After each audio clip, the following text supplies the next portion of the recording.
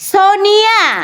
ও সোনিয়া, তোমার বান্ধবী হয় নাকি?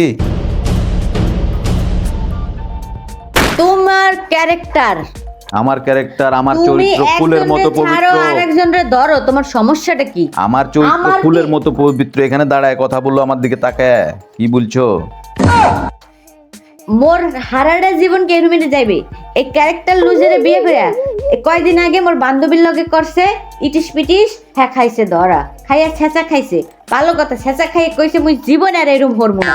আবার কি মোর করেছি আক্কেল হয়ে আমি? গেছে। মোর বান্ধবীর লগে আবার কি? তোমার বান্ধবী কে জানি? বান্ধবীর বান্ধবী মানে মোর লগে পরিচয় হয়েছে মোর বান্ধবীর, হেই এর আবার বান্ধবী, হেল লগে আবার ইটিস পিটিস। কে জানি? এখন কোনো কেমনটা লাগে না? নাম কি? সোনিয়া। ও সোনিয়া, তোমার বান্ধবী হয় নাকি?